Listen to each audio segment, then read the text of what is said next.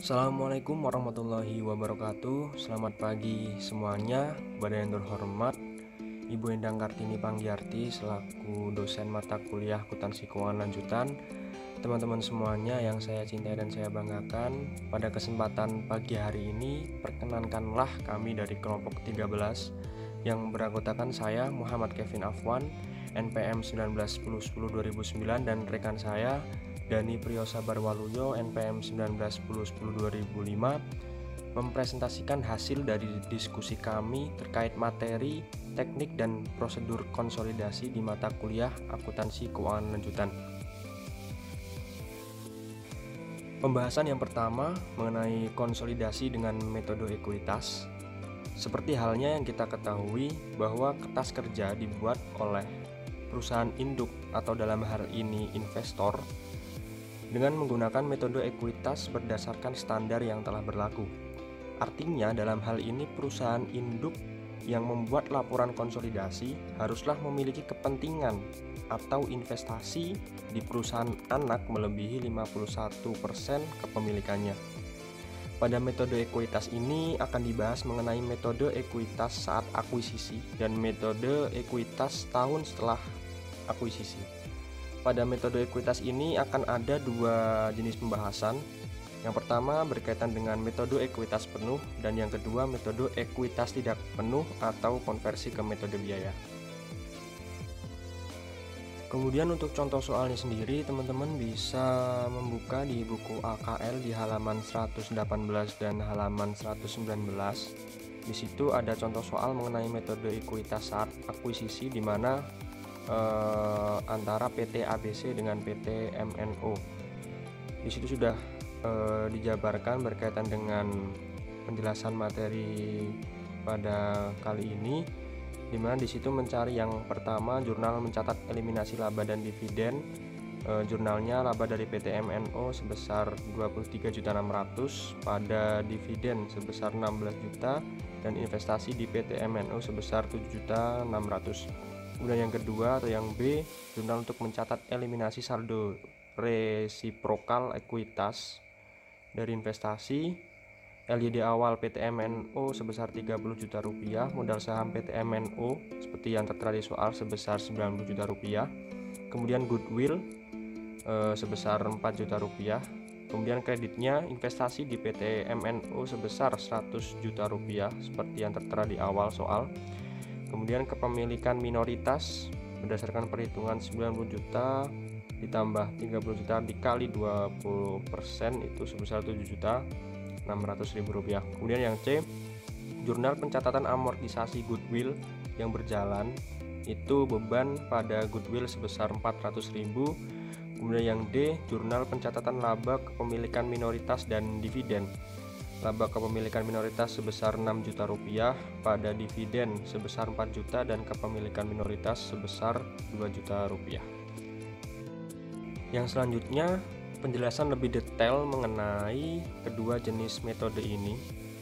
Metode ekuitas itu biasanya digunakan oleh investor untuk membuat laporan atau kertas kerja konsolidasi bagi mereka yang memiliki kepemilikan di atas 51% di perusahaan anak.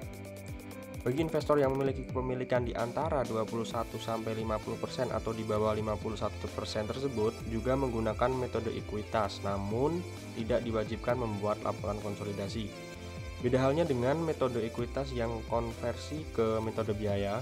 Ada kalanya perusahaan induk tidak melakukan atau mengakunkan laporan konsolidasinya dalam metode ekuitas untuk perusahaan anak, karena perusahaan induk menggunakan metode ekuitas dan perusahaan anak masih menggunakan metode biaya, sehingga pelaporan konsolidasi yang disajikan menjadi tidak benar atau tidak sinkron, maka kertas kerja selanjutnya harus menggunakan metode ekuitas. Kemudian harus dipahami juga bahwa penggunaan metode ekuitas harus dilakukan dalam laporan konsolidasinya. Nah, kemudian apa sih konsolidasi dengan metode biaya? Metode akuntansi biaya untuk perusahaan anak ini berdasarkan konsep legal yang berkebalikan dengan metode ekuitas di mana berdasarkan konsep entitas. Menurut metode biaya, laba dapat diakui setelah dividen diumumkan oleh perusahaan anak. Akun investasi tidak berubah, kecuali ketika dividen mengurangi laba yang ditahan perusahaan anak saat terjadi akuisisi atau ketika perusahaan anak kehilangan modalnya secara permanen. Hal ini berbeda dengan penggunaan metode biaya, ekuitas, dan ekuitas tidak lengkap. Semua akun laporan keuangan tidak dipengaruhi. Baiklah, kita masuk ke metode biaya konversi ke metode ekuitas. Pada metode ini ada dua pendekatan. Yang pertama yaitu pendekatan biaya ke konversi, ekuitas, dan pendekatan biaya tradisional. Masing-masing akan dijelaskan metode biaya dalam kertas kerja, tahun pada saat akuisisi dan setelah akuisisi. Di sini terdapat dua, yaitu pada tahun saat akuisisi dan yang kedua pada tahun setelah akuisisi. Untuk contoh soalnya, mungkin teman-teman bisa lihat di buku pada halaman 125 dan 126, mungkin teman-teman bisa pahami terlebih dahulu. Untuk contoh soal selanjutnya di sini terdapat juga pada buku halaman 127. Kita masuk ke kelebihan yang dialokasikan ke net asset yang dapat diidentifikasi. Pada subbab ini mengilustrasikan tentang prosedur kertas kerja konsolidasi untuk mengalokasikan atas kelebihan biaya investasi dari nilai buku ke aset, kewajiban tertentu sebagaimana yang goodwill. Kertas kerja ini lebih rumit karena tidak hanya mengalokasikan goodwill, tetapi lebih banyak akun lain yang terpengaruh harus dialokasikan, diamortisasikan, atau didepresiasi.